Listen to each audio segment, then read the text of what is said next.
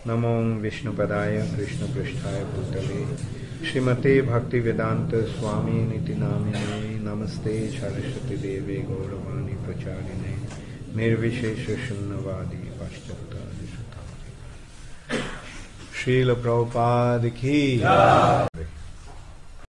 উপদেশ অমৃত উপদেশের অমৃত বা অমৃতময় উপদেশ এই উপদেশগুলি কার উপদেশ শ্রীল রূপ গোস্বামীর উপদেশ এই জন্য আমরা এই গানটি গাইলাম প্রথমে নানা শাস্ত্র বিচারেনৈক নিপুণ সদ্ধর্ম সংস্থাপক হ্যাঁ এই যে গোস্বামীগণ হ্যাঁ রূপ গোস্বামী রূপ সনাতন রূপ গোস্বামী সনাতন গোস্বামী রঘুনাথ দাস গোস্বামী রঘুনাথ ভট্ট গোস্বামী গোপাল ভট্ট গোস্বামী এবং শ্রী জীব গোস্বামী এই ছয় গোসাই যার মৈতার দাস হ্যাঁ কেন কেন এরাই হচ্ছেন আমাদের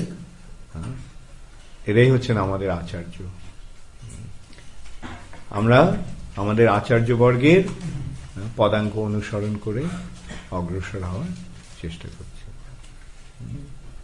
এদের পদাঙ্ক অনুসরণ করে করাটাই হচ্ছে শ্রেষ্ঠ পন্থা তাই নয় কি আমাদের পন্থাটা কি মহাজন জেনা গতস্য পন্থা মহাজনেরা যে পথটি দেখিয়ে গেছেন সেই পথটি আমরা অনুসরণ করি এবং তাহলে কি হয় মহাজনদের পদাঙ্ক অনুসরণ করলে মহাজনরা কোথায় আছেন মহাজনেরা কোথায় আছেন মহাজনেরা চিৎ জগতে আছেন আমরা যদি তাদের পদাঙ্ক অনুসরণ করি হ্যাঁ পদাঙ্ক মানে পায়ের ছাপ তারা যে পথ দিয়ে গেছেন সে পথ দিয়ে যদি আমরা চলি তাহলে কি হবে আমরাও একদিন চিৎ জগতে পৌঁছে যাব তো তোমরা চিৎ জগতে যেতে চাও না মায়ের জগতে থাকতে চাও হ্যাঁ ঠিক তো মায়ের জগতে কে থাকতে চায় আমাদের হচ্ছে যে আমরা মহাপ্রভু শরণাগত হয়েছি প্রভুপাদের এবং আমাদের আচার্যবর্গের প্রদর্শিত পথ অনুসরণ করছি আর আমাদের ভয় কি আমরা যদিও ভৌতিক জগতে আছি কিন্তু এটা কি ভৌতিক জগৎ হ্যাঁ এটাও চিৎ জগৎ কৃষ্ণের সঙ্গে যুক্ত যে জগৎ সেটি চিৎ জগৎ চিৎ জগৎ আর মায়ের জগতের পার্থক্য তোমাদের জানা আছে হ্যাঁ কার কার জানা আছে চতুশ্লোকী ভাগবতের প্রথম শ্লোকটি কার মনে আছে না দ্বিতীয় শ্লোকটি কার মনে আছে দ্বিতীয় শ্লোক রীতে অর্থং যৎ প্রতীয়েত ন প্রতীয়েত চাত্মনি তদ্বিদ্যাদ আত্মনো মায়াম যথা ভাষ্য তথা রীতে মানে বাদ দিয়ে বাকি ছাড়া রীতে অর্থাৎ কৃষ্ণবিহীন যা সেটা যদিও আছে বলে মনে হয় কিন্তু সেটা আসলে নেই এবং সেটাই হচ্ছে মায়া মায়াটা কি মায়াটা মনে হচ্ছে আছে কিন্তু আছে কি যেমন মরীচিকাতে জল আছে কিন্তু মনে হয় কি জল আছে ঠিক তেমনই এই জড় জগৎটা যদিও মনে হচ্ছে যেটা বাস্তব কিন্তু যদি তা কৃষ্ণবিহীন হয় তাহলে সেটা মায়া আর কৃষ্ণের সঙ্গে যদি যুক্ত হয় তাহলে সেটাই চিন্ময় তো আমরা কি করার চেষ্টা করছি আমরা এই জড় জগতে থাকাকালীনও আমরা কৃষ্ণের সঙ্গে যুক্ত করার চেষ্টা করছি যেমন তোমরা সকলে কি করো তোমরা সকলে গ্রন্থ বিতরণ করো হ্যাঁ গ্রন্থ বিতরণ এটা কার গ্রন্থ প্রভুপাদের গ্রন্থ এই গ্রন্থগুলিতে কি লেখা আছে এই গ্রন্থগুলি বিতরণ করার ফলে লাভ কি হচ্ছে কৃষ্ণের মহিমা প্রচার হচ্ছে গ্রন্থ বিতরণ করার সময় তোমরা কৃষ্ণের কথা লোককে শোনাতে পারছো তাহলে তোমরা যা কিছু করছো কৃষ্ণ সঙ্গে যুক্ত সেই কাজগুলি কৃষ্ণের সঙ্গে যুক্ত তাহলে সেটা কি মায়া না সেটাও চিন্ময় এখন এইটি হচ্ছে মহাজনদের শিক্ষা কৃষ্ণ উন্মুখ হয়ে সবকিছু করো কৃষ্ণ সেবায় যাহা হয় অনুকূল, বিষয় বলিয়া ত্যাজে সেই হয় ভুল। কৃষ্ণ সেবার যেটা অনুকূল যে সমস্ত বিষয়, যে সমস্ত বস্তু, সেগুলিকে যদি বিষয় বলে আমরা ত্যাগ করি, জড়জাগতিক বলে ত্যাগ করি, তাহলে একটা মস্ত বড় ভুল। মহাপ্রভু এই সংকীর্তনের মাধ্যমে সংকীর্তন যজ্ঞ স্থাপন করে সেই শিক্ষা দিয়ে গেছে। তোমরা কি ব্যবসা করছো বই বিক্রি করে? হ্যাঁ, বই বিক্রি করে তোমরা গ্রন্থগুলি মাধ্যমে লোককে কৃষ্ণ ভক্তি প্রদান করছো। এই গ্রন্থ বিতরণ করে যে টাকাগুলো আসছে সেগুলো কোথায় যাচ্ছে? হ্যাঁ, ভগবত সেবার জন্য লাগছে। হ্যাঁ, তাহলে এটা যদিও ব্যবসা, তো এটা কৃষ্ণ কেন্দ্রিক ব্যবসা। আর কৃষ্ণ কেন্দ্রিক ব্যবসার মানে, কৃষ্ণ কেন্দ্রিক ব্যবসা মানে এটাও কৃষ্ণের সেবার বিষয়।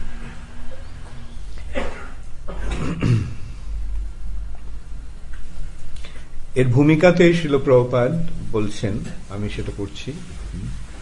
আচ্ছা, তোমরাও তৈরি থেকো, আমি এটা ভূমিকাটা পড়বো, তারপর আমি তোমাদের পড়তে বলবো, ঠিক আছে?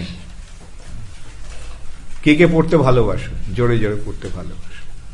ওকে ওকে, ভেরি গুড। তাহলে হ্যাঁ, ভূমিকাটা আমি পড়ি, তারপর অন্যগুলো তোমরা পড়ো, ঠিক আছে? কৃষ্ণ ভাবনামৃত আন্দোলনটি পরিচালিত হচ্ছে শ্রীল রূপ গোস্বামীর দিব্য তত্ত্বাবধানে।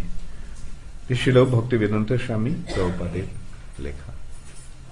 গৌড়ীয় বৈষ্ণব মণ্ডলী অর্থাৎ বঙ্গদেশীয় বৈষ্ণবেরা অধিকাংশই শ্রী চৈতন্য মহাপ্রভুর অনুগামী, আর তারই সাক্ষাৎ শিষ্য হলেন বৃন্দাবন ধামের স্বর্গোস্বামীগণ। তাই শ্রীল নরোত্তম দাস ঠাকুর গেয়েছেন, রূপ রঘুনাথ পদে হইবে আকুতি, কবে হাম বুঝ বসে যুগল পীড়িতি। যখন শ্রীল রূপ গোস্বামী প্রমুখ স্বর্গোস্বামীদের শাস্ত্র সম্ভার আমি হৃদয়ঙ্গম করতে আগ্রহী হব, তখনই শ্রী শ্রী রাধাকৃষ্ণের অপ্রাকৃত দিব্য প্রেমলীলার মর্ম উপলব্ধি করতে সক্ষম হব। শ্রীকৃষ্ণ তত্ত্ব বিজ্ঞানের আশীর্বাদ মানব সমাজে প্রদানের উদ্দেশ্য নিয়েই শ্রী চৈতন্য মহাপ্রভু আবির্ভূত হয়েছিলেন। গোপীদের সঙ্গে মাধুর্য রসের লীলাবিলাসের মাধ্যমে পরমেশ্বর ভগবান শ্রীকৃষ্ণের সমস্ত কার্যকলাপের বিকাশ ঘটেছিল। গোপীশ্রেষ্ঠা শ্রীমতী রাধারানীর ভাবমূর্তি নিয়েই শ্রী চৈতন্য মহাপ্রভু প্রকট হন। সুতরাং শ্রী চৈতন্য মহাপ্রভুর মহান উদ্দেশ্য উপলব্ধি করতে হলে এবং তার পদাঙ্ক অনুসরণ করতে হলে শ্রীল রূপ গোস্বামী, শ্রীল সনাতন গোস্বামী, শ্রীল রঘুনাথ ভট্ট গোস্বামী, শ্রীল জীব গোস্বামী, গোপাল ভট্ট গোস্বামী এবং শ্রীল রঘুনাথ দাস গোস্বামী, এই সৎ গোস্বামীদের পদাঙ্ক বিশেষ গুরুত্ব সহকারে অনুসরণ করতে হবে।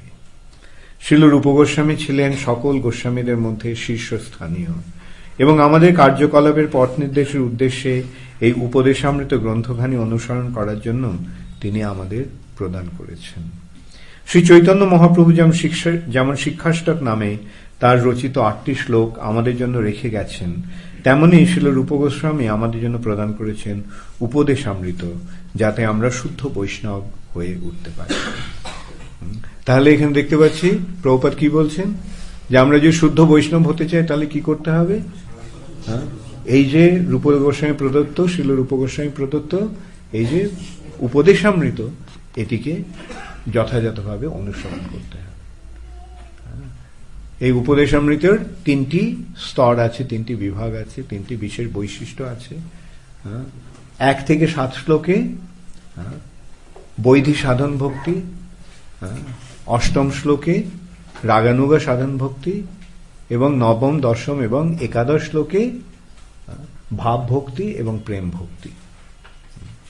তাহলে আমাদের প্রেমা পুমার্থ মহান, আমাদের বৈধি সাধন ভক্তি, রাগানুগা সাধন ভক্তি, ভাবভক্তি, প্রেম ভক্তি, তাই না?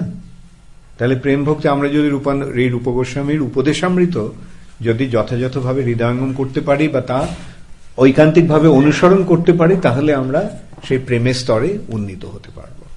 তাহলে বুঝতে পারছো এই উপদেশামৃত কত গুরুত্বপূর্ণ গ্রন্থ। সর্বপ্রকার পারমার্থিক কার্যকলাপে মানুষের প্রথম কর্তব্য হলো তার মন এবং ইন্দ্রিয়াদির সংযম। মন এবং ইন্দ্রিয়াদির সংযম না করলে পারমার্থিক জীবনে কেউ অগ্রসর হতে পারে না। এই জড় জগতের মধ্যে প্রত্যেকেই রজ এবং তমগুণে নিমজ্জিত হয়ে রয়েছে। শ্রীল রূপ গোস্বামীর নির্দেশানুসারে অবশ্যই মানুষকে সত্ত্বগুণের স্তরে উন্নীত হতে হবে এবং কিভাবে আরো উন্নতি করা যায় তা সবই তখন উদ্ঘাটিত হতে থাকবে। কৃষ্ণ ভাবনায় অনুগামীর মনোবৃত্তির ওপরেই নির্ভর করে তার প্রগতি। কৃষ্ণ ভাবনামৃত আন্দোলনের অনুগামীকে অবশ্যই শুদ্ধ গোস্বামী হয়ে উঠতে হয়। বৈষ্ণবদের সাধারণত গোস্বামী বা গোসাই বলা হয়ে থাকে। শ্রী বৃন্দাবন ধামের প্রত্যেকটি মন্দিরের অধ্যক্ষ এইটি হল পদ পরিচয়। কেউ শুদ্ধ কৃষ্ণভক্ত হতে চাইলে তাকে গোস্বামী হতেই হবে। গো মানে ইন্দ্রিয় সমূহ আর স্বামী মানে প্রভু। নিজের ইন্দ্রিয় সমূহ এবং মনকে সংযত করতে না পারলে কেউই গোসাই হতে পারে না। গোস্বামী হয়ে এবং তারপর শুদ্ধ ভগবত ভক্ত হয়ে জীবনে চরম সার্থকতা অর্জন করতে হলে শ্রীল রূপ গোস্বামী প্রদত্ত শ্রী উপদেশামৃত নামে নির্দেশাবলী অনুসরণে উদ্যোগী হতেই হবে। শ্রীল রূপ গোস্বামী আরও অন্য অনেক গ্রন্থাদি প্রদান করে গিয়েছেন, যেমন ভক্তি রসামৃত সিন্ধু, বিদগ্ধ মাধব এবং ললিত মাধব। তবে উপদেশামৃত গ্রন্থখানির মধ্যেই নিহিত রয়েছে কনিষ্ঠ নবীন ভক্তমণ্ডলীর জন্য প্রথম নির্দেশাবলী। অতি কঠোরভাবে এই নির্দেশাবলী অনুসরণ করে চলা উচিত, তাহলে সহজেই জীবন সার্থক হয়ে উঠবে। হরে কৃষ্ণ। অভয় চরণারবিন্দ ভক্তি বেদান্ত স্বামী। তাহলে এই উপদেশামৃতর গুরুত্ব বোঝা গেল? সকলে বুঝতে পেরেছ? হ্যাঁ, তোমরা শুদ্ধ বৈষ্ণব হতে চাও? হ্যাঁ, শুদ্ধ ভক্ত, হ্যাঁ, সকলেই শুদ্ধ ভক্ত হওয়ার জন্যই ইস্কনে যোগদান করেছে, তাই না? হ্যাঁ, আর শুদ্ধ ভক্ত হতে হলে কি করতে হবে? এই উপদেশামৃত অনুসরণ করতে হবে। তার প্রথম শ্লোকটিতে কি বলা হচ্ছে? তোমাদের এই শ্লোকটি কার কার মুখস্থ আছে? Very good, very good. তাহলে তবু আমরা সকলেই একবার তাহলে পড়ে নিই। হ্যাঁ, বাচো বেগং মনসা ক্রোধ বেগম জিহ্বা বেগম উদরুপস্থ বেগম এতান বেগান যবিষহেত ধীরঃ সর্বামপি মাং পৃথিবীং শিষ্যাৎ। বাচঃ মানে বাক্যের মানে কথা বলার। বেগম মানে বেগ মানে যেটা প্রবলভাবে প্রবাহিত হওয়ার চেষ্টা করে, যেটা সজোরে অত্যন্ত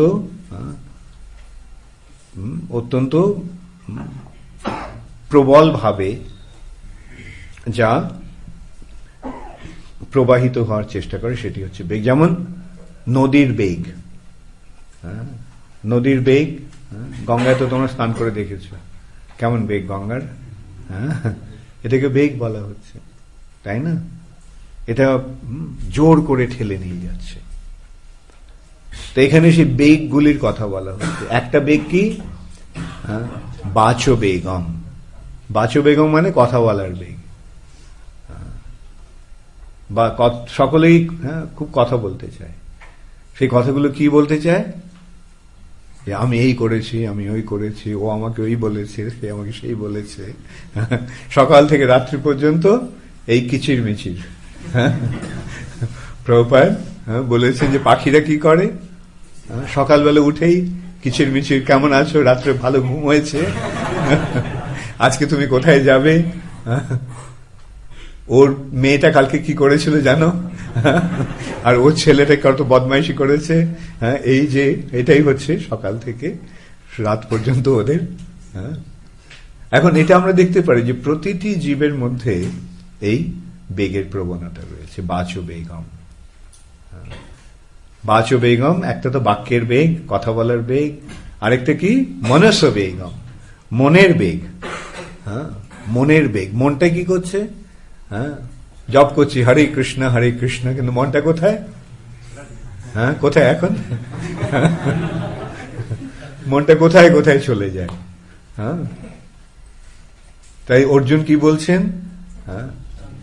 চঞ্চল হি মন কৃষ্ণ প্রমাথি বলভদ্রম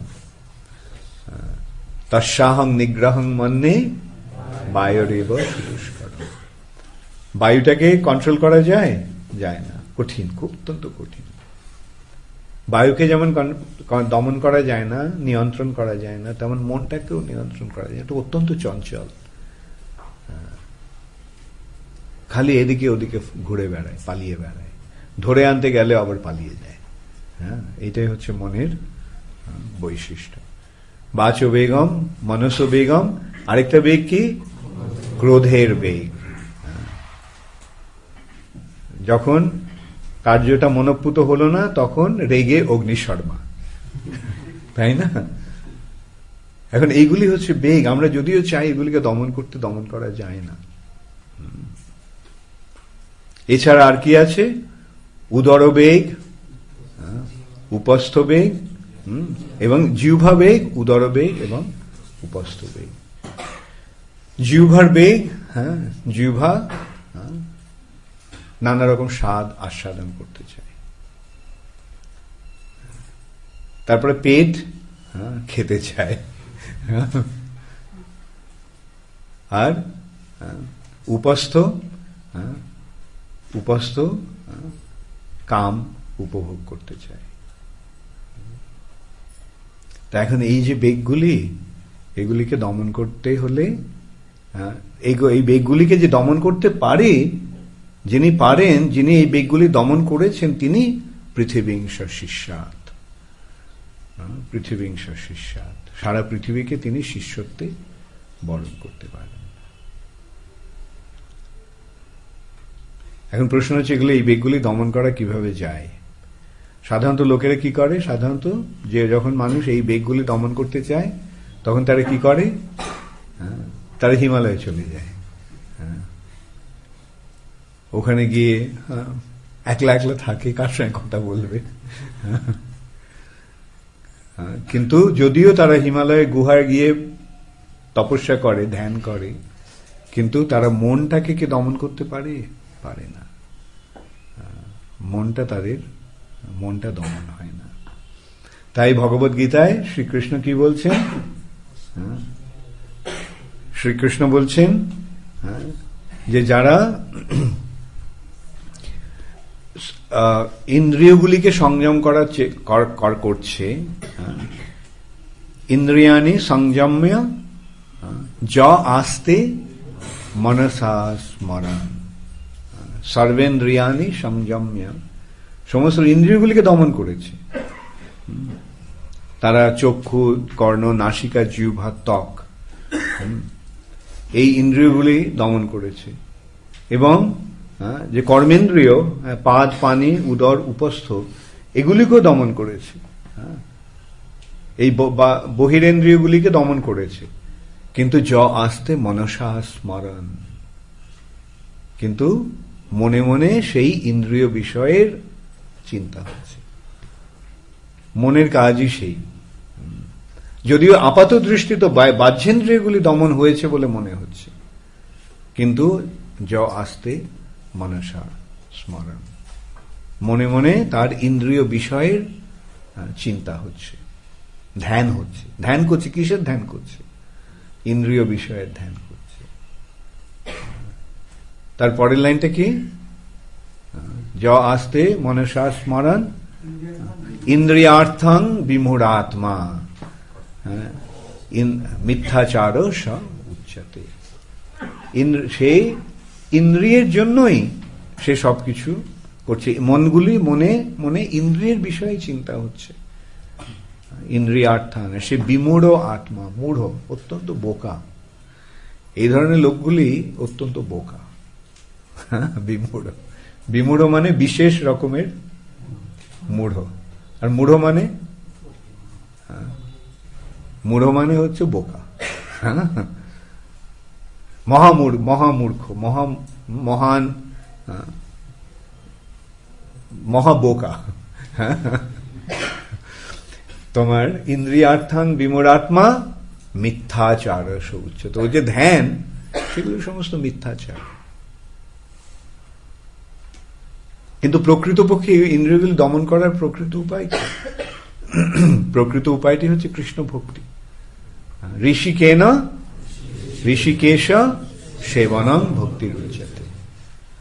ভক্তির সংজ্ঞাটি কি? ঋষিক বা ইন্দ্রিয়ের দ্বারা ইন্দ্রিয়ের ঈশ্বর শ্রীকৃষ্ণের সেবা করার নামই হচ্ছে ভক্তি। তাহলে এই যে ইন্দ্রিয় দমন, এই যে বাচবেগ মনসবেগ, এগুলি প্রকৃতপক্ষে কে করতে পারে? কার পক্ষে সম্ভব? একমাত্র ভগবত ভক্তের পক্ষেই সম্ভব। কিভাবে সম্ভব? তারা জিহ্বাবেগ কিভাবে দমন, বাচবেগ কিভাবে দমন করছে? জিহ্বাটা কথা বলতে চায়, চুপ করে কতক্ষণ থাকা যায়? থাকা যায় বেশিক্ষণ চুপ করে? বেশিক্ষণ থাকা যায় না। কিন্তু যদি আমরা কৃষ্ণ সম্বন্ধে কথা বলি, তাহলে কি হবে? আমাদের এই বাচবেগের প্রবণতাটা দমন হয়ে যাবে। বাচবেগ, তারপরে মনসবেগ, মনের বেগটাও কৃষ্ণের চিন্তা হলে, কৃষ্ণের কথা যদি আমরা সর্বক্ষণ স্মরণ করি, তাহলে মন কি হচ্ছে? তাহলে মনও বশীভূত হয়ে যাবে। বশীভূত মানে কিভাবে হবে? মন চিন্ময়ত্ব প্রাপ্ত হবে। মন চিন্তা দমন করে, মনটাকে চিন্তা শূন্য করে মনকে জয় করা যাবে না। প্রকৃত চিন্তার দ্বারা মনকে প্রভাবিত করে মনকে বশীভূত করতে হবে। এই যে দমন করার প্রশ্ন আসছে, এই বেগগুলি, সেই দমন করার উপায়টি কি? সেই উপায়টি হচ্ছে কৃষ্ণ উন্মুখ করা, কৃষ্ণের সেবায় সেগুলি লাগানো।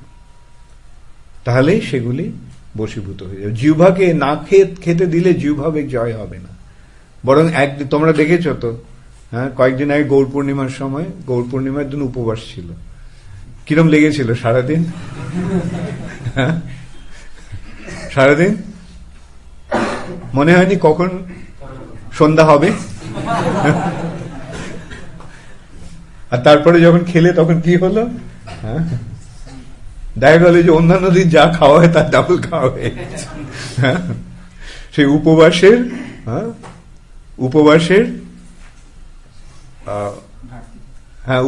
ঘাটতি পূরণ হচ্ছে।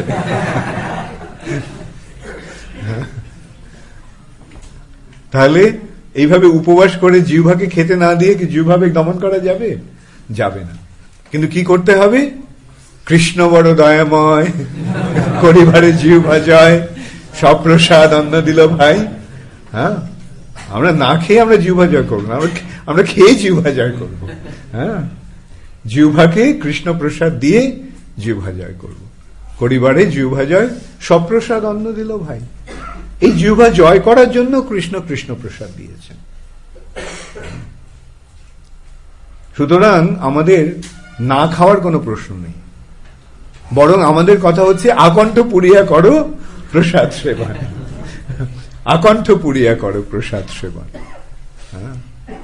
আর শুধু আকণ্ঠ পুরিয়া প্রসাদ সেবনটাই কি সেটা অর্ধেক, আর বাকি অর্ধেকটা কি?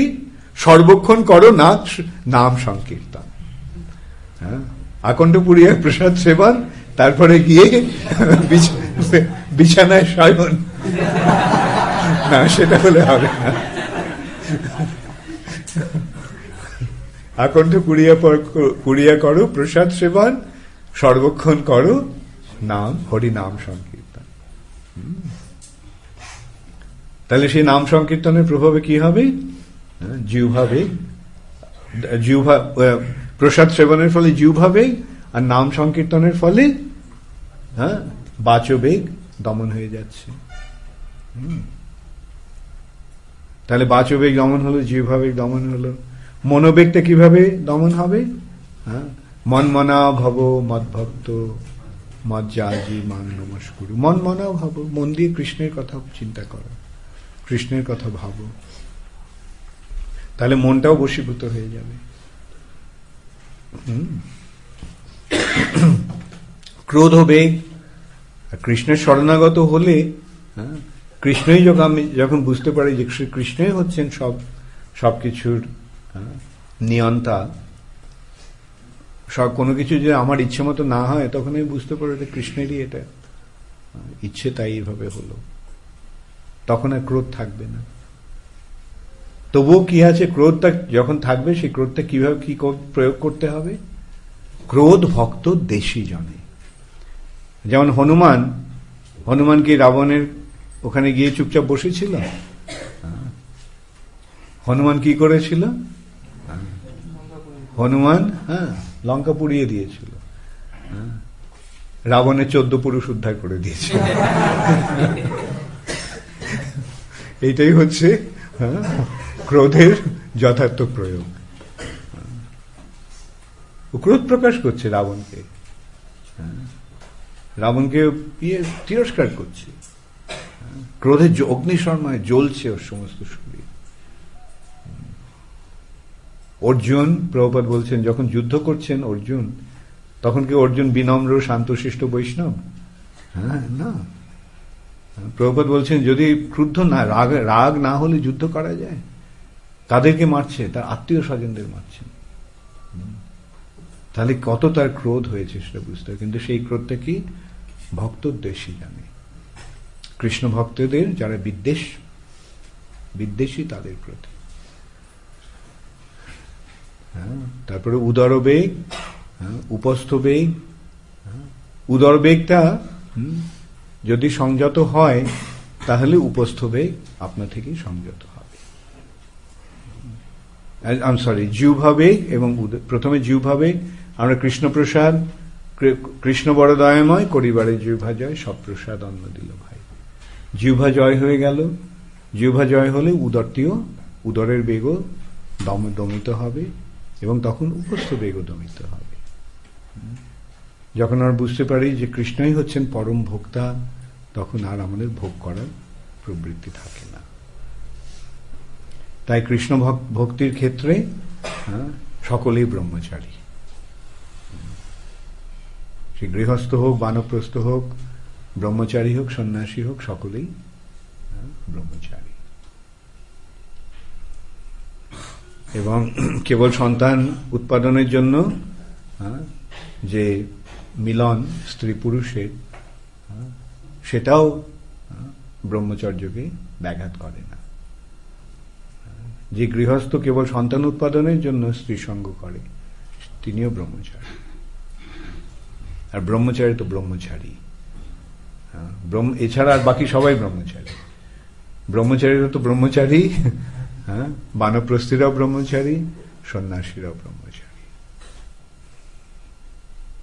ব্রহ্মচারী মানে ব্রহ্মচারী কে হতে পারে? এখানেও কি জোর জবরদস্তি ব্রহ্মচারী হওয়া যায়? না। কৃষ্ণ ভক্তির মাধ্যমে ব্রহ্মচারী হওয়া যায়। ব্রহ্মচারী শব্দটার অর্থ কি? যারা ব্রহ্ম আচরণ করছে। ব্রহ্ম মানে চিন্ময়। যারা প্রকৃতির ঊর্ধ্বে যে জগৎ, সেই জগৎটি হচ্ছে ব্রহ্মময়। এখন সেই জগতের যদি চিন্তায়, যদি সেই জগতের যদি বিষয়ে যদি আমরা মগ্ন থাকি, কৃষ্ণ ভাবনায় যদি আমরা মগ্ন থাকি, তখন আর এই জড় ভোগ বাসনার, ইন্দ্রিয় সুখের এবং ইন্দ্রিয় তৃপ্তির লালসা আর থাকবে না। এইভাবে এই 6টি বেগ স্বতঃস্ফূর্তভাবে দমিত হয়ে যাবে কৃষ্ণ ভক্তির মাধ্যমে। আমাদের জোর করে আলাদা করে কিছু করতে হবে না। এমন নয় যে জীবটাকে ধরে টেনে জিহ্বাতে বেগটাকে দমন করতে হবে। এমন নয় যে পেটটাকে না খেতে দিয়ে উদর বেগটাকে দমন করতে হবে। এমন নয় যে মনটাকে, যোগীরা যেটা চেষ্টা করে, মনটাকে চিত্তবৃত্তি নিরোধ করে। চিত্তের বৃত্তি, যে মনের যে ভাবনা, মনের যে চিন্তা, মন মানেই চিন্তা, সেটাকে দমন করা, নিরোধ করা, সেটা কখন সম্ভব হবে? সম্ভব হবে না। যারা কৃত্রিমভাবে ওটাকে দমন করার চেষ্টা করে, তারা বিমূঢ় আত্মা, তারা বিমূঢ়, অত্যন্ত বোকা। কিন্তু যারা বুদ্ধিমান, যেই জন কৃষ্ণ ভজে সে বড় চতুর। কৃষ্ণ ভক্তেরা অত্যন্ত চতুর, তারা অত্যন্ত চতুর, তারা অত্যন্ত বুদ্ধিমান। তারা কি করে, তারা যথাযথভাবে মনকে, ইন্দ্রিয়গুলিকে, জিহ্বা বেগকে, উদর বেগকে, উপস্থ বেগকে তারা এইভাবে দমন করে। আর সেটা যে করতে পারে, তিনি পৃথিবীং সশিষ্যাৎ, সমস্ত পৃথিবীকে তার শিষ্যত্বে বরণ করতে পারেন। তাহলে এখানে আমরা দেখতে পাচ্ছি যে এই সারা পৃথিবীর গুরু হওয়ার যোগ্য কে, তার একটা সংজ্ঞা পাচ্ছি। আবার আরেক দিক দিয়ে আমরা আরেকটা সংজ্ঞা পাচ্ছি। এখানে আমরা দেখতে পাচ্ছি যে এই ইন্দ্রিয়গুলি দমন কিভাবে সম্ভব, এই বেগগুলিকে দমন করা কিভাবে সম্ভব, কৃষ্ণ ভক্তির মাধ্যমে। তাহলে আমরা দেখতে পাচ্ছি এখানে পৃথিবীং সশিষ্যাৎ। আবার আরেকটাই কি পাচ্ছি আমরা, যেই কৃষ্ণ তত্ত্ববেত্তা সেই গুরু হয়। গুরু কে হতে পারেন, যিনি কৃষ্ণ তত্ত্ববেত্তা। এই ইন্দ্রিয়গুলি যে কে দমন করতে পারেন, যিনি কৃষ্ণ ভক্ত। তাহলে অতএব চরমে আমরা দেখতে পাচ্ছি কৃষ্ণ ভক্তি হচ্ছে প্রকৃত সমাধান, এছাড়া আর কোনো গতি নেই। কি বলা হচ্ছে, যে প্রায়শ্চিত্ত করে পাপের খণ্ডন হবে। পাপের খণ্ডন কিভাবে হতে পারে, কেন আচ্ছা, প্রথম কথা হচ্ছে প্রায়শ্চিত্তের দ্বারা পাপের খণ্ডন কেন হবে না? কেন আমাদের প্রবৃত্তিতে যদি সংশোধন না হয়, তাহলে কি হবে, আমরা প্রায়শ্চিত্ত করে পাপের কিছুতে খণ্ডন হলো, কিন্তু তারপরে আবার সেই পাপ কার্যে লিপ্ত হবে।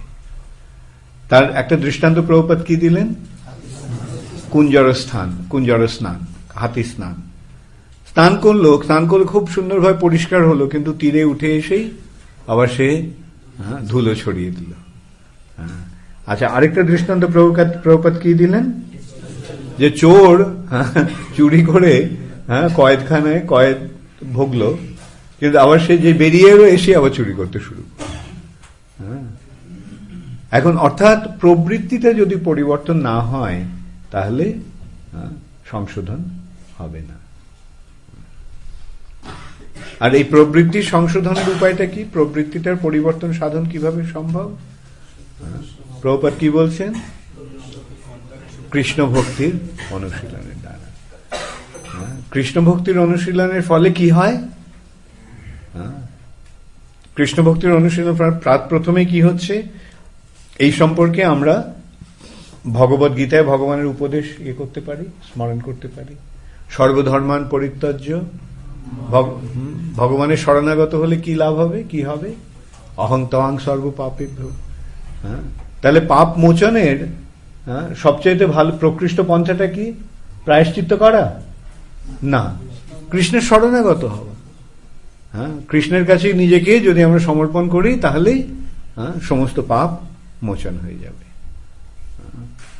অহং তহং সর্ব পাপেভ্য, কৃষ্ণ বলছেন সমস্ত পাপ থেকে আমি মোচন করে দেব, মোক্ষয়িষ্যামি মা শুচা। তাহলে পাপ মোচনের শ্রেষ্ঠ উপায় হচ্ছে কৃষ্ণের শরণাগত হওয়া। কৃষ্ণ শরণাগত হওয়া মানে কৃষ্ণের ভক্ত হওয়া। এইটি হচ্ছে একটা বিচার।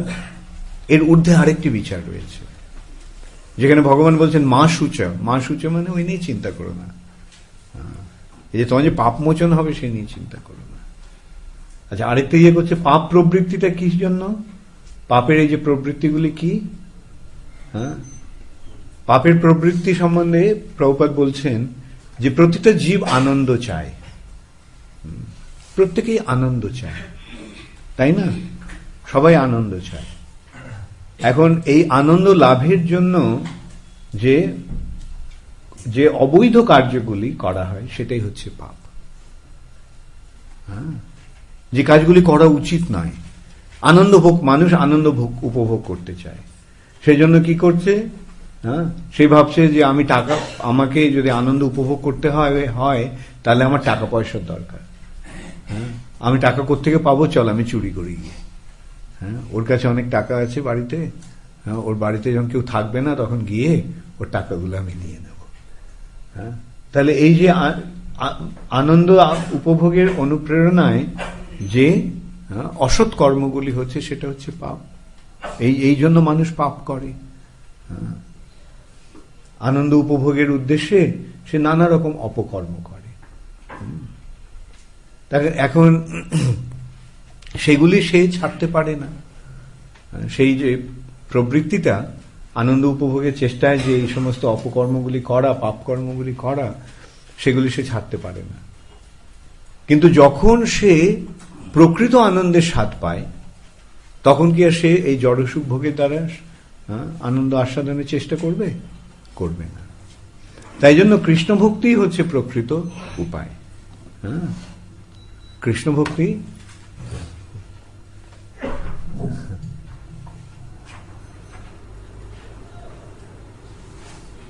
এটা কি অন করা আছে কি? দেখো তো এটা। ও চলে গেল। আচ্ছা, যাই হোক, কৃষ্ণ ভক্তির ফলে আমরা কি করি? পরং দৃষ্টা নিবর্তন্তে, যে উচ্চতর স্বাদ লাভ করে আমরা নিম্নতর স্বাদ আস্বাদনের চেষ্টা থেকে মুক্ত হই। তাহলে পাপ কর্ম থেকে নিরত হওয়ার উপায়টি কি? কৃষ্ণ ভক্তি। বোঝা গেল? আচ্ছা, তাহলে কি বোঝা গেল? সকলেরই কথা বলার প্রবণতা আছে। যেমন ব্যাঙ, ব্যাঙ কি করে? ব্যাঙ কি করে? ঘ্যাঙর ঘ্যাঙর করে। তার ওই ব্যাঙ যত ডাকে, ব্যাঙের ডাক শুনে সাপ বুঝতে পারে, ও আচ্ছা, এখানে আমার খাবার আছে। তো সে গিয়ে সে ব্যাঙটাকে খেয়ে ফেলে। এই যে ও যে এই যে শব্দটা করছে, এই শব্দটা প্রকৃতপক্ষে কি করছে? তার মৃত্যুকে ডেকে আনছে। ঠিক তেমনি জড়জগতে যারা বিষয়াসক্ত, এমনকি যারা নির্বিশেষবাদী, মায়াবাদী, তারা যে সমস্ত কথা বলে, সেই কথাগুলি তাদের মৃত্যুকে ডেকে আনে। আবার কিছু লোক আছে, তারা বাক সংযম করে মৌন হয়ে থাকে। কিন্তু মৌন হয়ে থাকলেও কি হবে? কোনো লাভ হবে? এই যে আমি কৃষ্ণ ভগবত গীতায় যে কথাটি বলেছেন, সর্বেন্দ্রিয়ানি সংযম য আস্তে মনসা স্মরণ। কথা বলছে না, কিন্তু মনে কি হচ্ছে? মনে মনে কথা বলছে। মনে মনে সারাক্ষণ কথা বলে যাচ্ছে। ও, এই লোকটা আমাকে এই বলেছে, ঠিক আছে, আমি দেখে নেব, আমি ওকে এমন অভিশাপ দেব। এই মনে মনে কথা হচ্ছে। তো আমরা মুখে কথা না বললেও মনে কথা হয়। এই যে মনের যে চিন্তা, এটা হচ্ছে একরকমের কথা। সুতরাং এরা প্রকৃতপক্ষে ওই মৌন থেকে বাক সংযম করতে পারে না। বাক সংযম করার উপায়টি কি? কৃষ্ণের কথা বলা। জিহ্বা যে এই যে বাচো বেগম জয় করার উপায় হচ্ছে হরে কৃষ্ণ হরে কৃষ্ণ কৃষ্ণ হরে হরে, হরে রাম রাম রাম হরে হরে। তার ফলে কি হচ্ছে? জিহ্বা জয় হয়ে যাচ্ছে, বাক সংযম হয়ে যাচ্ছে। তাহলে বাচবেগ গেল, মনোবেগকে কিভাবে সংযত করতে হবে? মনকে কৃষ্ণের চিন্তায় মগ্ন রেখে আমরা মনের বেগকে সংযত করব। মনোবেগের পরে আসছে ক্রোধবেগ। ক্রোধের বেগটাকে কিভাবে সংযত করতে হবে? ক্রোধ ভক্তদ্বেষী জানে। সাধারণত কৃষ্ণ ভক্ত নিষ্কাম, কৃষ্ণ ভক্তের কোনো কামনা নেই। কৃষ্ণ ভক্ত নিষ্কাম, অতএব শান্ত, ভক্তি মুক্তি সিদ্ধিকামী, সকলই অশান্ত। তো কৃষ্ণ ভক্ত যেহেতু নিষ্কাম, তাই সাধারণত কৃষ্ণ ভক্তের ক্রোধ নেই। আর কৃষ্ণ ভক্তকে সে কেউ তিরস্কার করুক, অপমান করুক, তার কিছু যায় আসে না। কিন্তু ক্রোধ ভক্ত দেশই জানে। শ্রীকৃষ্ণের এবং শ্রীকৃষ্ণের ভক্তকে যদি কেউ অপমান করে, তাহলে কৃষ্ণ ভক্ত আগুনের মতো জ্বলে ওঠে। সেইটি এখানে বর্ণনা করা হয়েছে। যার দৃষ্টান্ত কি দেওয়া হচ্ছে? হনুমান। দৃষ্টান্ত কি দেওয়া হচ্ছে? অর্জুন। তো কেউ যদি মনে করে যে না, ভক্ত মানেই তৃণাদপি শুনিছ না, মানেই ভক্ত নিজের বেলায় তৃণাদপি শুনিছ না, কিন্তু কৃষ্ণ ভক্তকে অপমান করলে, কৃষ্ণকে অবমাননা করলে তার রূপ অত্যন্ত প্রচন্ড। আর জিহ্বাবে কি করে দমন করতে হবে? জিহ্বাবেগকে দমন করতে হবে। কৃষ্ণ বড় দয়াময়, করিবারে জিহ্বা যায়, সব প্রসাদ অন্ন দিল ভাই। আচ্ছা, তারপরে কে পড়বে? তুমি পড়ো, তুমি পড়ো।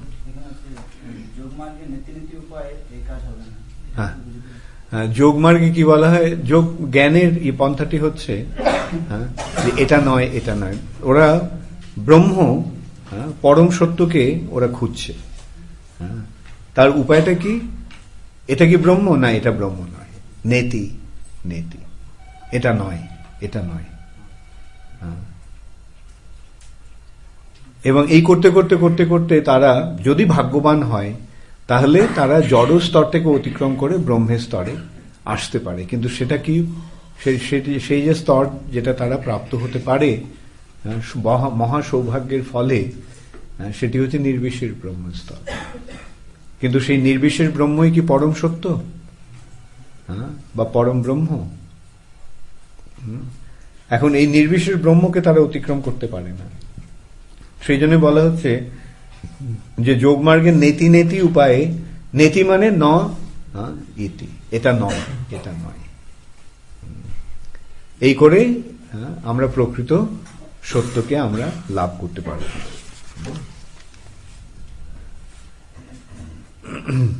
মায়ের দ্বারা কৃষ্ণ ভাবনার মন তখন মায়ের দ্বারা তা প্রভাবিত হতে পারে না। কিন্তু কৃষ্ণ ভাবনার দ্বারা প্রভাবিত হলে তখন আর কি হয়? তা কৃষ্ণ ভাবনার দ্বারা প্রভাবিত হলে কি হচ্ছে? আমরা সবকিছু একবারে জেনে যাচ্ছি। যেমন সূর্য উঠলে কি হয়?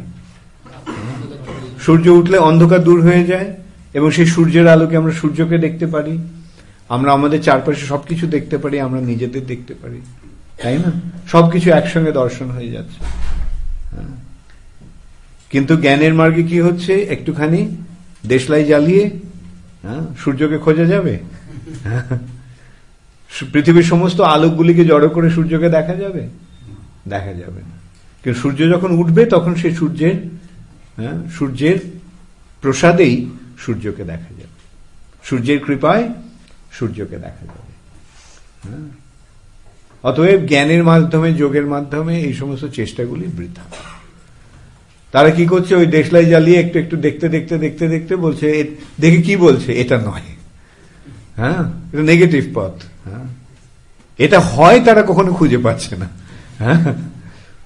এটা নয়, এটাই তাদের প্রাপ্তি। কিন্তু যখন কৃষ্ণ যখন উঠছেন, কৃষ্ণ সূর্যের যখন উদয় হয়, তখন আমরা কি দেখতে পাচ্ছি? তখন আমরা এই জগৎটাকে দেখতে পাচ্ছি, ব্রহ্মকে দেখতে পাচ্ছি, আবার কৃষ্ণকে পরম ব্রহ্মরূপে দেখতে পাচ্ছি। তাহলে সব জানা হয়ে যাচ্ছে। যেমন ভক্ত রূপে তোমরা জানো ব্রহ্ম কি? ব্রহ্ম কি? কে জানো? রাইট। তোমাকে কি নানা রকম যোগ এবং জ্ঞানের পন্থার মাধ্যমে জানতে হয়েছে ব্রহ্ম কি? আমরা এক নিমেষের মধ্যে জেনে গেছি ব্রহ্ম কি। ওরা সারা জীবন তপস্যা করে যা জানবে, তারা আমরা না, ওরা সারা জীবন তপস্যা করে যা জানতে পারবে না তা আমরা জেনে গেছি। ব্রহ্ম যে ভগবানের দেহ নির্গত রশ্মির ছাটা, ওটা তারা সারা জীবন তপস্যা করে জানতে পারবে না। তারা বড় জোর ওই ব্রহ্ম জ্যোতিটাকে দর্শন করতে পারে, বড় জোর। কিন্তু আমাদের কি হয়েছে? ভক্তির মাধ্যমে আমরা জেনে গেছি যে ব্রহ্ম হচ্ছে কৃষ্ণের দেহ নির্গত রশ্মির ছাটা। পরমাত্মা কি? পরমাত্মা কে? হৃদয় অন্তঃস্থিত ভগবানের প্রকাশ। ঈশ্বর সর্বভূতানাম হৃদ্দেশে অর্জুন তিষ্ঠতি, সেইটি হচ্ছে পরমাত্মা রূপ। আর তিনি স্বয়ং কে? তিনি স্বয়ং হচ্ছেন ভগবান। জেনে গেছে সকলে? তাই এটাই হচ্ছে কৃষ্ণ সূর্যের আলোকের ফল। তাহলে বোঝা গেল উপস্থ বেগ কিভাবে সংযত করতে হবে। যৌন সুখের জন্য নয় উপস্থ বেগ, যদিও সেই ইয়েটি হচ্ছে যৌন সুখ ভোগের জন্য লালায়িত হয়ে উপস্থের দ্বারা প্রভাবিত হয়, কিন্তু প্রকৃতপক্ষে উপস্থের তাৎপর্য কি, বৈশিষ্ট্য কি? কৃষ্ণ ভক্ত সন্তান উৎপাদন করা, এবং সেই জন্যই কেবল তার ব্যবহার, এছাড়া এর কোনো ব্যবহার ভক্তদের কাছে নেই। চিত্র পদং হরের যশ জগৎ পবিত্রং প্রগৃহীত করহিচিত তদ বায়সং তীর্থমুসন্তি মানসা নযত্র হংসা নিরমন্ত শিক্ষায়া। শ্রী ভগবানের গুণ, হ্যাঁ বল। দু রকমের মানুষ আছে, যেমন দু রকমের পাখি আছে। এক রকমের পাখি হচ্ছে হংস, আরেক রকমের পাখি হচ্ছে কাক। তারা কি একরকম? না, তার দেখতেও একেবারে সম্পূর্ণ আলাদা, তাই না?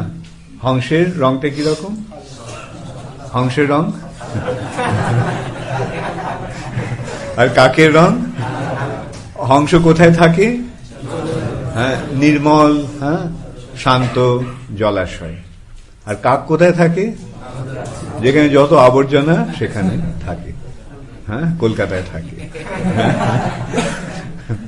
তো এখন এই যে মানুষেরও সেরকম, একরকম মানুষ আছে তারা হাঁসের মতো, হংসের মতো, আরেক রকম মানুষ আছে তারা কাকের মতো। যারা কাকের মতো তারা কি? তারা ওই আবর্জনা ঘাটে জড়ের সুখ ভোগ করার চেষ্টা করে। আর যারা হংস সদৃশ তারা কি করেন? তারা কৃষ্ণ ভাবনায় মগ্ন থেকে জীবনযাপন করেন। সকলে বুঝতে পেরেছ? হ্যাঁ, ওকে। করতে হবে, ভালো না খাইবে, ভালো না করিবে। খাবার কি জন্য? খাওয়ার দরকারটা কেন? দেহ ধারণ করার জন্য। হ্যাঁ, সুতরাং ওই দেহ ধারণের জন্য যতটুকু প্রয়োজন সেই কৃষ্ণ প্রসাদ গ্রহণ করতে হবে। আচ্ছা, তারপর তুমি স্বামী মানে প্রভু, প্রভু মানে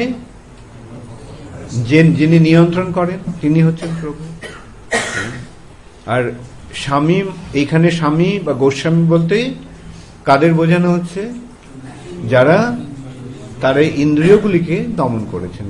হ্যাঁ, গো মানে ইন্দ্রিয়, আর স্বামী মানে ইন্দ্রিয়ের প্রভু, ইন্দ্রিয়গুলিকে দমন করেছে, ইন্দ্রিয় দমনে সক্ষম।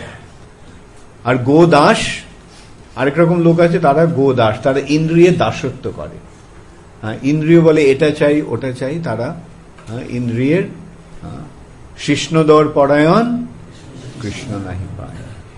তাহলে আমরা যদি কৃষ্ণ পেতে চাই তাহলে কি করতে হবে? আমাদের গোস্বামী হতে হবে, ইন্দ্রিয়গুলিকে দমন করতে হবে, ইন্দ্রিয় জয় করতে হবে।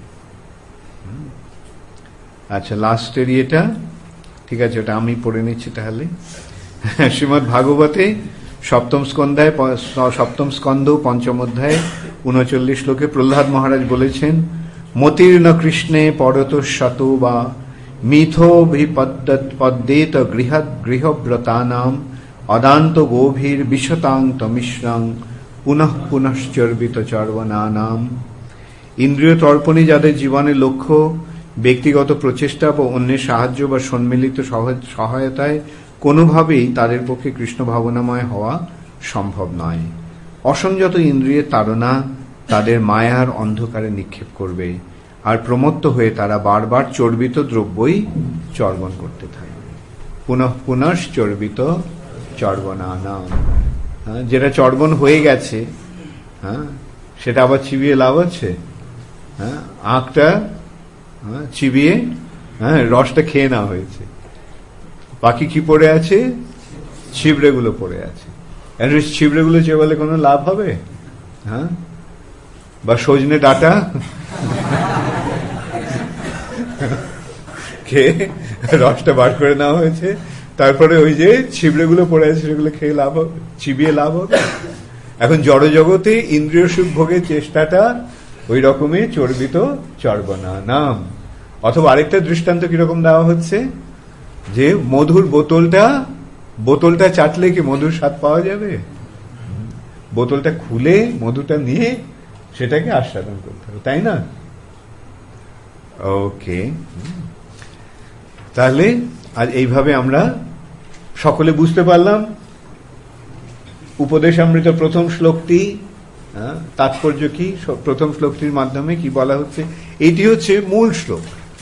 উপদেশামৃততে যে বিষয় নিয়ে আলোচনা হবে তার মূল বিষয়টি প্রথম শ্লোকে দেওয়া হয়ে গেছে। এই শ্লোকটা যদি বুঝতে পারো তাহলে পৃথিবীংশ শিষ্যাৎ, ঠিক আছে, তোমরা সারা পৃথিবী জুড়ে তোমরা তো সারা পৃথিবীকে তোমরা শিষ্যত্বে বরণ করতে পারবে। বেগটা আছে, ততক্ষণ আকণ্ঠ পুরিয়া করো প্রসাদ সেবায়, তারপরে যখন জিহ্বার বেগটা দমন হয়ে যাবে, তখন কেবল শরীর ধারণের জন্য যতটুকু প্রয়োজন ততটুকুই গ্রহণ হবে।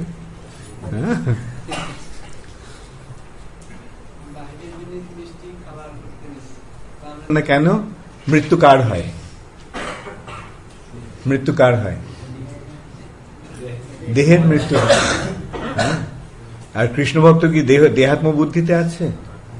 কৃষ্ণ ভক্ত কোথায় আছেন? চিন্ময় কৃষ্ণ ভাবনায় আছেন, অর্থাৎ চিন্ময় চেতনায় আছেন। তিনি তার আত্মিক স্তরে আছেন, তিনি তার দেহ স্তরে নেই। যে আত্মার কখনো মৃত্যু হয়? যিনি আত্মা স্তরে আছেন তার কখনো মৃত্যু হবে? বুঝতে পারলে?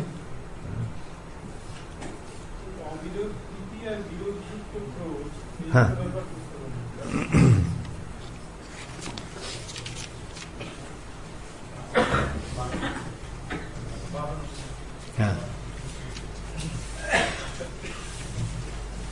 আমাদের চঞ্চল মনের উত্তেজনাকে দুটি ভাগে বিভক্ত করা যায়। তার একটিকে বলা হয় অবিরোধ প্রীতি, আর অন্যটিকে বলা হয় বিরোধযুক্ত ক্রোধ। এটা হচ্ছে ইচ্ছা দ্বেষ সমুত্তেন দ্বন্দ্ব মোহেন ভারত। যে জিনিসটা আমার ভালো লাগে তার প্রতি আমার অনুরাগ, যে জিনিসটা আমার ভালো লাগে না তার প্রতি আমার বিতরাগ, তাই না? যাকে আমি ভালোবাসি তার সঙ্গে থাকতে চাই, যাকে আমার ভালো লাগে না তাকে দেখলে আমার পিত্ত জ্বলে ওঠে। সেইটাই হচ্ছে অবিরোধ প্রীতি আর বিরোধযুক্ত ক্রোধ। একটা হচ্ছে অবিরোধ আর একটা বিরোধ।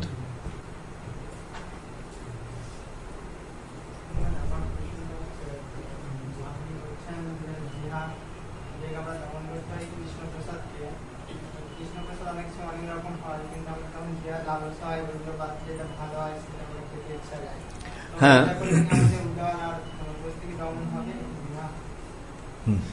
হ্যাঁ, সেটা তোমার কৃত্রিম ভাবে কিছু করার দরকার নেই। যখন ভালো লাগে বেছে বেছে ভালো জিনিসটাই খেয়ে, তারপরে কৃষ্ণ প্রসাদ খেতে খেতে জিহ্বা জয় যখন হয়ে যাবে, তখন আর ভালো, তখন ওই স্তরে আসবে যখন ভালো না খাইবে আর ভালো না পড়িবে। হ্যাঁ,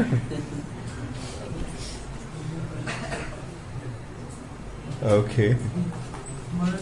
আমরা দেখি সবকিছু জানি, আমরা এটা করলে রং, এটা রাইট, ঠিক আছে, কিছু আমরা ভুল লাগিয়ে সবসময় প্রসাদ খেতে হয়, অনেক সময় দেখি, কিন্তু আমরা সবকিছু জেনে গেছি, অনেক সময় আমরা দেখি তার বিপরীতটা করি। হ্যাঁ, সেটাকে বলা হয় জ্ঞান পাপী। জেনে আমি জানি করা উচিত না, তবুও করছি। হ্যাঁ, সেটা ইন্দ্রিয়ের তাড়নায় করছি। হ্যাঁ, যেহেতু আমরা কৃষ্ণ ভক্তির উন্নত স্তরে উঠতে পারিনি তাই এই প্রবণতাগুলি আসছে, কিন্তু যখন আমরা ধীরে ধীরে উন্নত স্তরে আসব তখন এগুলি হবে, আস্তে আস্তে হবে। চেষ্টা করতে হবে, সেটাই হচ্ছে বৈদিক ভক্তি। প্র্যাকটিস করতে হবে, অনুশীলন করতে করতে হবে। একদিনে কি হাঁটতে শিখেছিলে? হ্যাঁ, একদিনে শিখেছিলে? সময় লেগেছিল। ঠিক তেমনই ভক্তির পথে আমাদের আস্তে আস্তে এগোতে হবে। অতএব নিষ্ঠা সহকারে বৈদিক ভক্তির অনুশীলন করে যেতে হবে। এখন আমি শুদ্ধ ভক্ত হতে পারিনি, ক্ষতি নেই, চেষ্টা করতে থাকলে একদিন কোনো জন্মে অন্তত হতে পারবে। হ্যাঁ, এই ভাবনা নিয়ে আমাদের এগোতে হবে। Okay, last question, last two question. হ্যাঁ, তুমি বলো।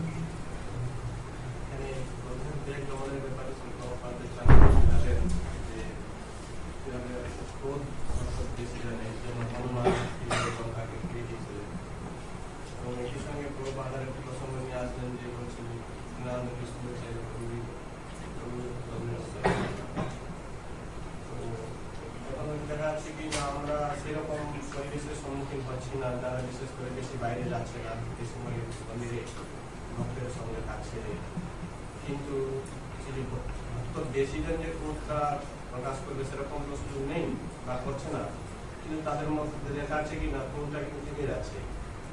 তো কখনো কখনো প্রকাশ পেতেও পারে বা পাচ্ছেও দেখা যাচ্ছে ভক্তদের ভিতরে। তো সেই পরিপ্রেক্ষিতে এই কাল্টিভেশনটা কি করবে যে তৃণ অপেক্ষা দিন হবে এবং তরু অপেক্ষা সহিষ্ণু। এখানেও সে একই কথা, তো একদিনে তো হবে না। হ্যাঁ, তুমি পর্বতের মতো, হিমালয় পর্বতের মতো বড় থেকে ওই তৃণাদপি ছোট হতে কিছুদিন সময় লাগবে, সেটা আস্তে আস্তে হবে। তবে হ্যাঁ, সাধু সঙ্গে কৃষ্ণ নাম এই মাত্র চাই, ব্রহ্মাণ্ড যিনিতে আর কোনো বস্তু নাই। এই সাধু সঙ্গে থেকে কৃষ্ণ নাম করতে থাকলে তা হবে, আস্তে আস্তে হবে। আর মাঝে মাঝে ভক্তের সঙ্গেও ক্রোধটা প্রকাশ পাবে। হ্যাঁ, ভক্তদের মধ্যে মাঝে মাঝে একটু ঝগড়াঝাটি হবে। হ্যাঁ, সে সম্বন্ধে প্রভুপাদ বলছেন যে ভাইয়ে ভাইয়ে মাঝে মাঝে ঝগড়া হয়। হ্যাঁ, তারপরে কি হয়, 5 মিনিট, যেহেতু তারা ভাই ভাই, ও 5 মিনিট পরে ঝগড়া ভুলে গিয়ে তারা আবার বন্ধু হয়ে যায়। হ্যাঁ, সুতরাং ভক্তদের মধ্যে যখন আমরা কনিষ্ঠ স্তরে রয়েছি, হ্যাঁ, ইন্দ্রিয় সংযম ঠিক মতো হয়নি, তখন এই সমস্ত ইয়েগুলো হবে। এই যে সমস্ত অনর্থগুলো দেখা দেবে। আমরা তো অনর্থ নিবৃত্তির স্তরটা অতিক্রম করতে হবে। আমরা কি সব, যেহেতু আমরা কৃষ্ণ ভক্ত হয়েছি, হ্যাঁ, ইসকনে যোগদান করেছি, তার মানে কি আমরা শুদ্ধ ভক্ত হয়ে গেছি?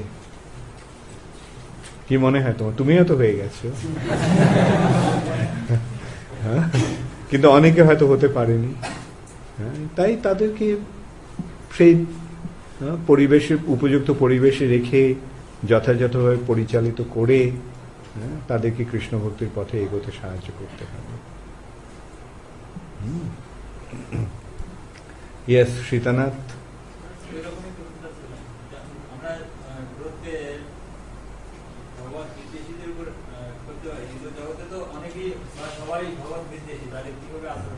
হ্যাঁ, সেই জন্য আমাদের বাইরে গিয়ে ওই ক্রোধ প্রকাশ করার দরকার নেই। আমাদের ঠিক আছে, সাধু সঙ্গে থেকে আমরা সেবা করতে থাকি, মঠের পরিবেশে থেকে থাকি। আর যারা সেরকম হনুমানের মতো ভক্ত যারা আছে, তারা গিয়ে ওদের সঙ্গে বোঝাপড়া করবে।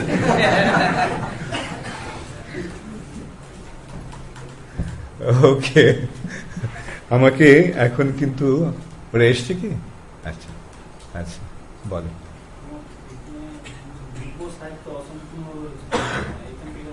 হ্যাঁ, কি হয়েছে? কোন পৃষ্ঠায় আছে? ও আচ্ছা,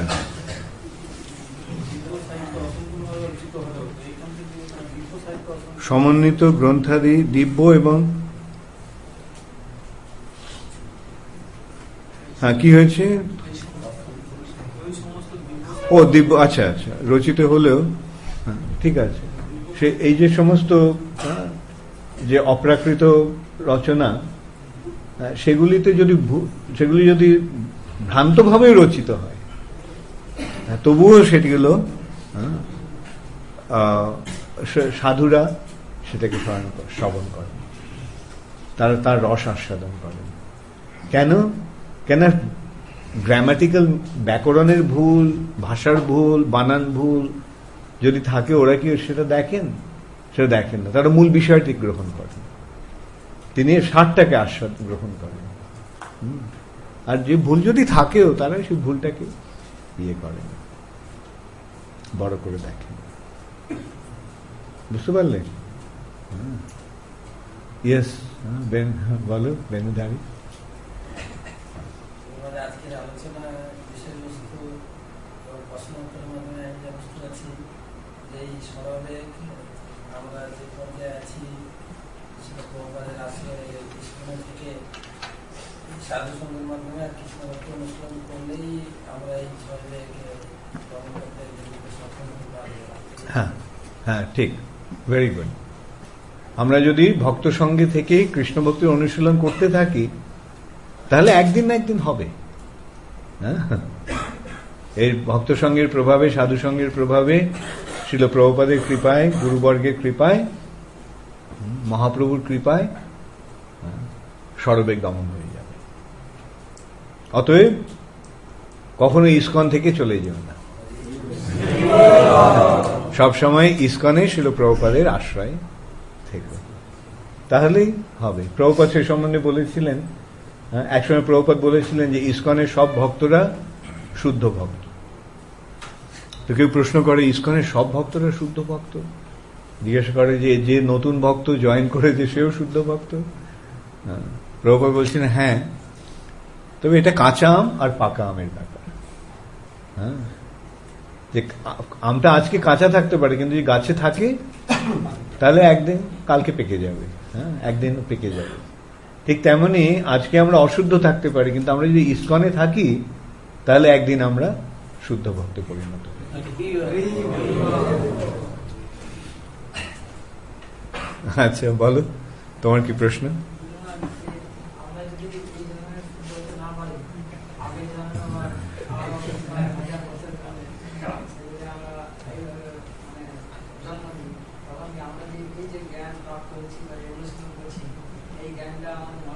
হ্যাঁ হ্যাঁ, সে সম্বন্ধে বলা হচ্ছে, রূপ গোস্বামী ভক্তি রসামৃত সিন্ধুতে বলছেন যে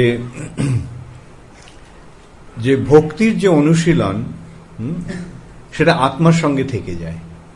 ভক্তির অনুশীলনটা তো আত্মিক স্তরে হচ্ছে, আত্মা স্তরে হচ্ছে।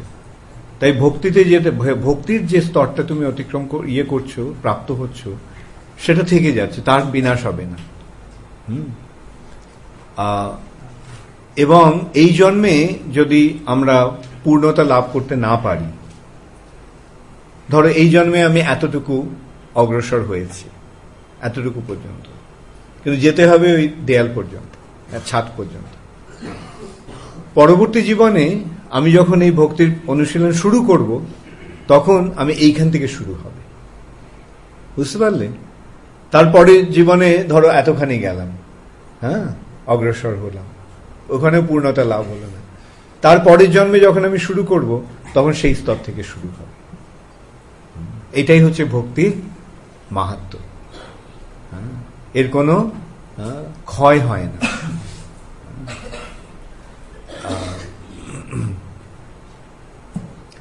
আচ্ছা, কার প্রশ্ন ছিল এখানে? হ্যাঁ বলো।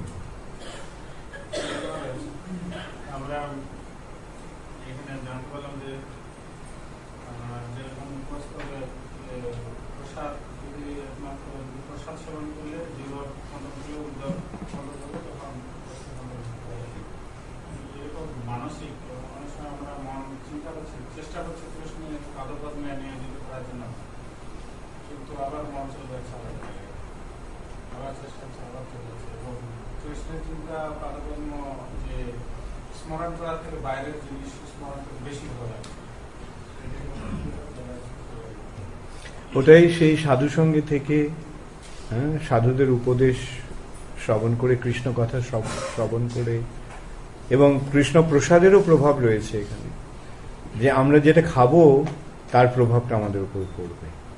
হ্যাঁ, কৃষ্ণ প্রসাদ খেতে থাকলে কৃষ্ণ চিন্তা আসবে। জড় প্রসাদ অন্যদের, বাইরের লোকেদের, কর্মীদের রান্না খাবার খেলে কি হবে? হ্যাঁ, তাদের চিন্তাধারাটাকে আমাদের প্রভাবিত, তাদের মনোভাবটা আমাদের প্রভাবিত।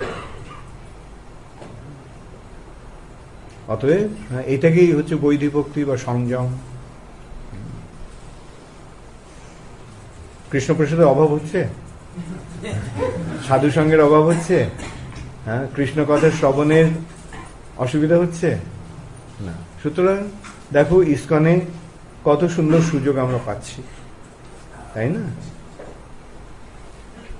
ওকে, তাহলে আজকে আমি এখানেই রাখছি, এখানেই শেষ করছি। তোমরাও